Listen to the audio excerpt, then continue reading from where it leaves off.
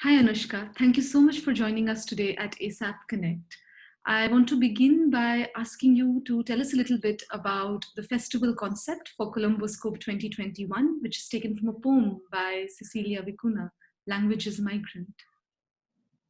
Thank you so much for inviting me to be part of this conversation.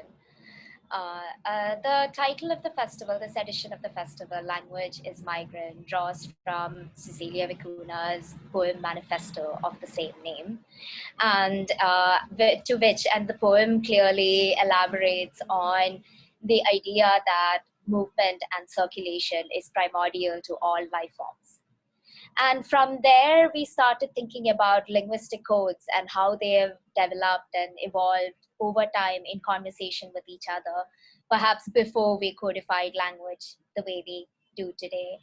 And also thinking about various cultural forms that have emerged cohesively and also in conversation with each other due to various flows through history and across geography that perhaps even predate written histories.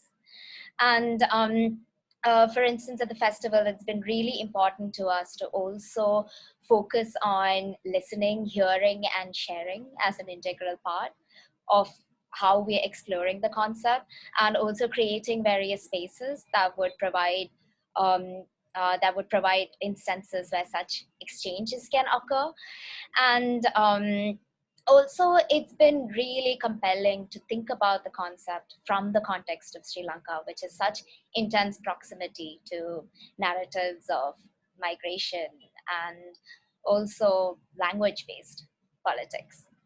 And it's been fantastic to think through this concept in conversation with several of the local artists who I was able to meet during a research trip just, I think, 1 month before the pandemic hit. So there, at that point of time, it was great to be able to travel across the island and also meet artists and do studio visits, which informed all the work we've been doing through the previous year.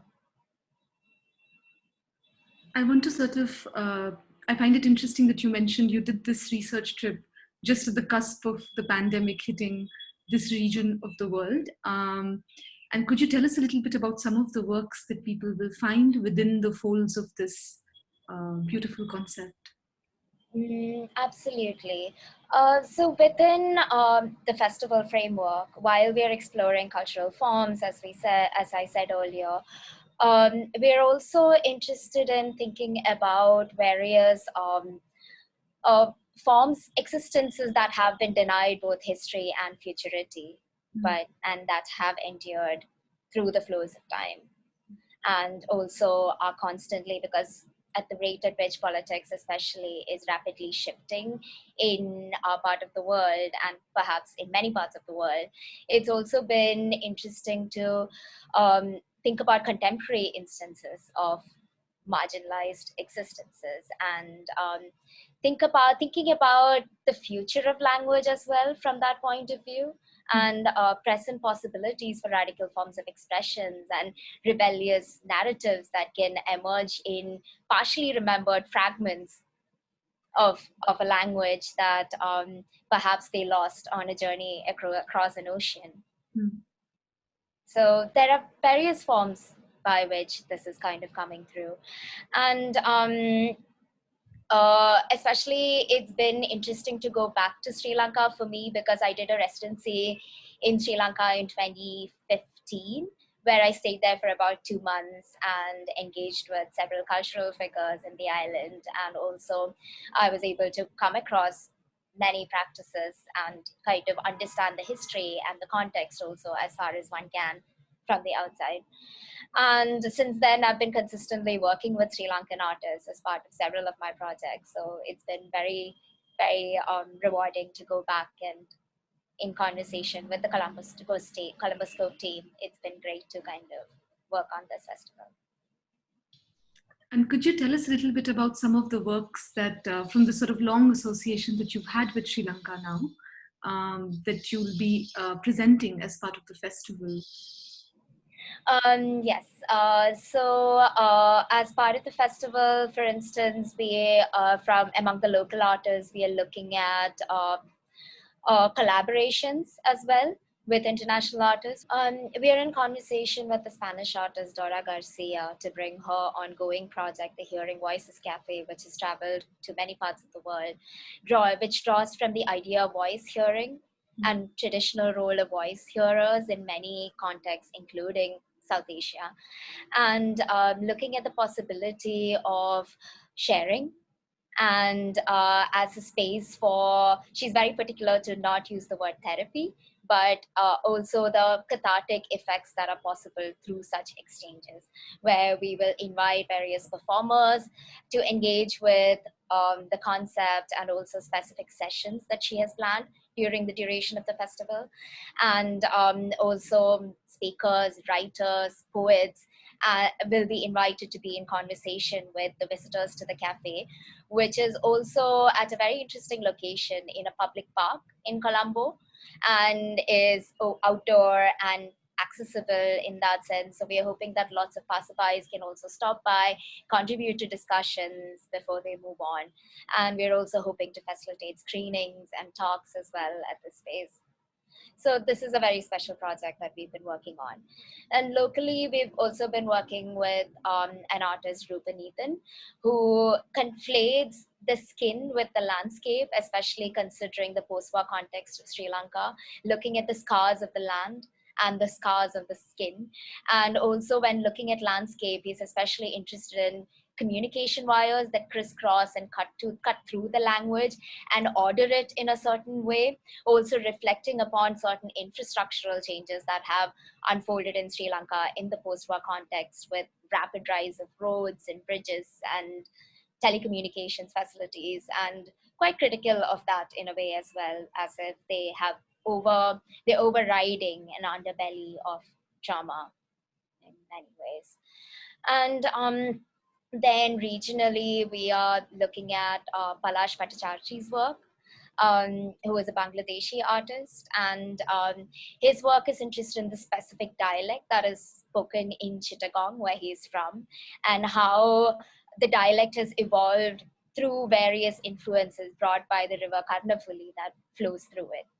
And also looking at associations with Burma, and also a specific word that is used in association with speakers of that dialect, and also thinking about which reminds you of, it doesn't directly address it, but it also reminds one of like the recent migrant crisis with the Rohingya community, which has affected Bangladesh quite closely. And so these are some of the works that we are looking at this edition of the festival. Of course, there will be many, many more present, including works by Cecilia Vicuña. That's brilliant. Thank you so much, Anushka. I find it interesting that you mentioned so many collaborations across sort of geographical barriers, particularly barriers that are more trenchant now, given that we're undergoing a ban on travel or highly regulated and sort of intermittent possibilities of travel, which is interesting to think about whether this kind of collaboration has emerged as necessarily a methodological response to the kind of limitations that have sprung up in the past year, the year where you'd also be doing a lot of the work on developing the festival. While also something that's also very intrinsic to the nature of language, as something that envelopes within its fold landscapes, tributaries, tectonic movements, and the notion of circulation that you began our discussion with. So I'm just sort of trying to get a sense of some of the methodologies that you may have had to develop in the past 1 year, but also very perhaps serendipitously, the question of language as being something that necessarily circulates, enabling these collaborative energies to come to the fore. Absolutely. So our response to the pandemic has not necessarily involved an emergency measure, which I think we experienced collectively as cultural workers at the start of the pandemic and ensuing lockdowns in many parts of the world, especially because we've been developing the festival in close conversation over the last year. I feel that it has also affected the format of the festival, in addition to COVID protocols being maintained at all venues across the city and associated factors. For instance, it's been quite interesting to explore collaborations between local artists and international artists as a way to explore possibilities for sustained relationships to emerge, even as travel remains restricted. For instance, as in the case with Dora Garcia, who will be collaborating quite closely with local theater practitioners. Oh, and they have been in conversation for several months, and they will be in conversation leading up to the festival, and thinking together to develop the programming around the Hearing Voices Cafe, and also sharing knowledge and raising critical questions as well in that regard. And then also thinking about surrogates who will work with a score that is probably sent from far away by another artist, as in the case of Jason Dodge, who frequently works through such exercises. And also in terms of programming, we've been exploring possibilities of broadcasting workshops and tutorials so that they can be activated remotely by various partners in the region, or even individually by artists and cultural forces in the Colomboscope network. For instance, with Belinda Zavi, a Zimbabwean poet and spoken word artist based in the UK, we have been exploring perhaps broadcasting via 1,000 channels, which is our radio programming, which I will come to, a set of exercises as in lieu of a workshop, which can be followed by anyone who would listen to it, who is interested in the form. And so there have been devices like that.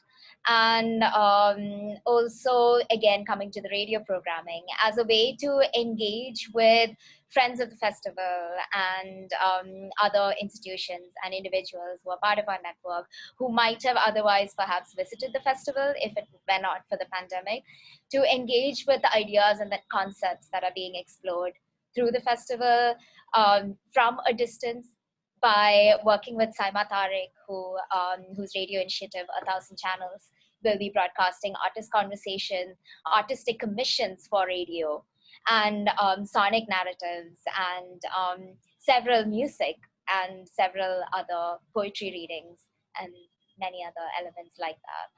And the first episode of it is already available on our website if anyone would like to have a listen. And in addition to this, it's been encouraging that international travel has opened up in Sri Lanka. And we've just started a tandem rural residency project, which would invite a regional artist to work simultaneously from a studio with a local artist, exploring the possibilities for conversations and exchange that can emerge within the region, especially considering that, certain border lines are especially impenetrable for certain individuals in our context. And so these tandem residencies exist outside of Colombo, so that parts of the festival can also travel there. And we're hoping to have an open studio following it, and also engage in conversation with the various localities that these residencies are happening at. The first residency has already begun with Tisatha Redenia, and who is a Sri Lankan artist, and also Omar Wasim, who is a Karachi-based artist. And he's been especially interested in exploring non-human witnesses, more than human witnesses, as he would call it, in the form of botanical life across the island, and especially in the context of forced amnesia of various historical occurrences. And then we have another space at the festival, which we will activate through live screenings and live performances that can be broadcasted for those who are present in Sri Lanka, and also local artists who will actually be visiting the festival. And a lot of this will also happen at the reading room, which is a space that has been specially conceived, drawing from Gloria Anzaldua's letter to third world women, called Reading in Tongues, which is like a listening response to Anzaldua. And where we will present artist publications, but also so that they can be activated by artistic interventions, performances, readings, and to kind of also, we're also imagining an energetic space, unlike what usually ends up being a more stagnant space of a library. Right, and I think there's something that you'd mentioned in our previous conversation, where you'd said that you don't want a library or even publications to become passive sort of objects, and perhaps also to think about listening as a way of activating bodies, activating objects. It's been very interesting hearing you talk about all of these various ways of listening, of broadcasting, of receiving. And in particular, I wanted to sort of touch upon a collaboration that you've done as part of Held Apart Together, where you sort of looked at sound and music, but also looked at certain visual relations between those. Would you like to talk about that?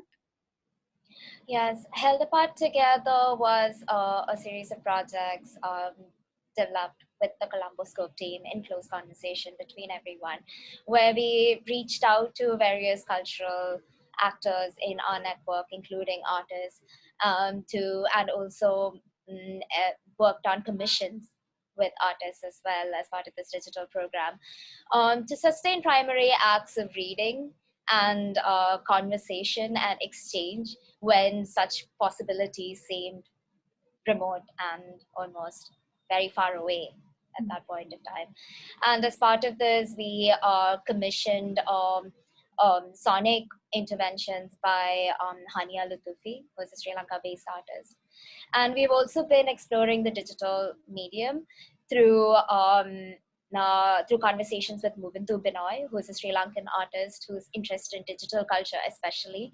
So we commissioned a series of memes that were made by him that reoriented popular meme formats and structures and elements to articulate the often contradictory reality that on, especially in public spaces and discursively and also physically, as we're thinking about his immediate context in Sri Lanka and everything that happened over the last year.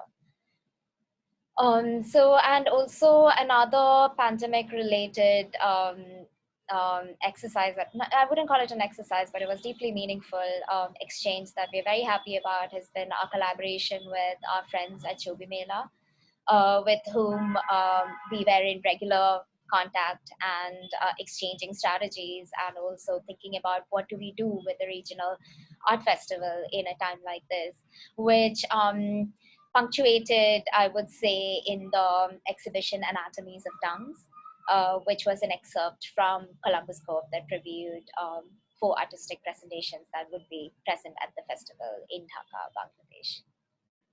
And in that collaboration in particular, you're exploring notions of witnessing and testimony, something you're saying Omer Wasim is also going to be doing in collaboration with an artist in Sri Lanka.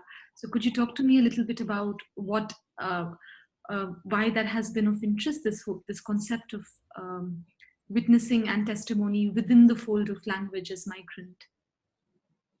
A lot of my practice emerges from my research on trauma, and especially cultural and political trauma, and the various artistic responses that come up from it. So the aspect of witnessing and also testimony, the necessary relationship between the two as well, that exists in several artistic practices, is something I have been preoccupied with for several years now.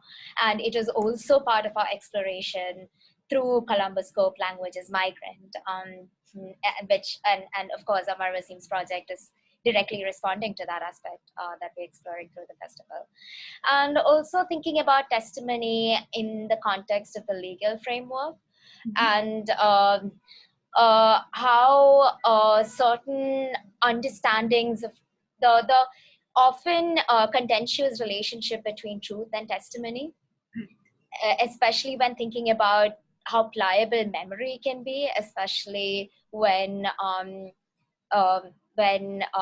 has been through traumatic experiences that are too much to even recount, or again thinking about the legal framework and what narrative would perhaps fit within those expectations and what exceeded, and also witnessing, thinking through the limitations of language itself.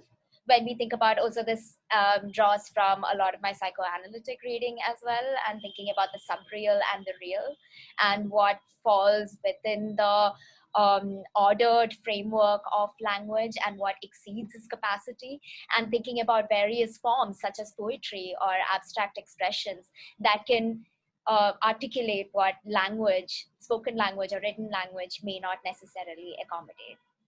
So witnessing the potential of witnessing and also testimony in relationship to it has been part of my practice. And I think anatomies of tongues, especially through the works of Imad Majid, Hania Lutufi, Palash Bhattacharjee, and Liz Fernando particularly unfolded this Could you interest tell us a within little bit the about any of these sort of works, or perhaps about all of them, whichever you think you'd like to speak? Absolutely. Yeah. Liz Fernando is an artist of Sri Lankan origin, currently based in Germany. And also her practice comes from her experience as a second generation migrant, and also inheriting stories of the Sada's route that her parents had to take to arrive in what was East Berlin at the time, East Germany at the time. And thinking about the close friendships that they built, which kind of took the place of family at that point of time, and also thinking closely about Hannah Arendt's writing in relation to the figure of the refugee. And so she, over the last year, has been collecting testimonies from various people she came across who share such migrant experiences, either inherited or but through movement themselves. And she's been asking them to send her images of objects that they carried with them. And sometimes these are low resolution scans, sometimes these are photographs that have been sent to her via cell phone, and looking at that kind of the texture of such images and practice of archiving through that informal archives that can be built around conversation, and also thinking closely about the last night before one leaves what one identified as home probably throughout their lives, and what they remember of it. For instance, she has cassette tape recordings of her parents singing a local Tamil song the night before they left, and that is how she encounters and imagines what their experience must have been. And also and also the inherited sound of the language that they spoke natively. And Imad Majid's project is a zine. It ultimately manifested as a zine that was an algorithmic intervention upon text that he's collected from various nonprofit networks and also state archives, especially surrounding the case of disappeared persons in the aftermath of the war. And also thinking about how various agents such as state, media, law, and also the aesthetic would interpret some of these or present or choose to present what they would leave out and what they would include, and thinking about the politics and the sensitive and often precarious structuring of such narratives and the various platforms within which they unfold. And Hania Lutufi was quite concerned with the feeling of returning home and the overwhelming and inexplicable feeling. And she's a musician, so she responded sonically through that. And I'll also send you a link to the recording that was played at the at Chobi Mela, and accompanied by text that she had handwritten, and which one would contemplate while listening to the sound recording that she made. And Then Palash Bhattacharya's work I already spoke about earlier. It was displayed as a 3-channel installation. It was also quite special since it's a new commission to be able to show it in Bangladesh before it travels to Sri Lanka. Thank you so much, Anushka, for taking us through all of these projects. And I'm sure that the decision to sort of continue onward with the physical manifestation of the festival is something that people are going to look forward to. And it's something that hopefully people will be able to experience and engage with in their very individual ways. So much of what you've described are things that need to be felt and are very sensorially rooted in the space, in the body of the visitor, in that moment and that point of time. So I'm really hoping that as many people as possible can access Colomboscope, and even just the thoughtfulness with which you've devised some of the remote initiatives that people can access from various parts of the world. It's something that sort of will bring Colomboscope 2021 into the minds and hearts of many people. So I'm really looking forward to this. And thank you so much for giving us your time today. Thank you.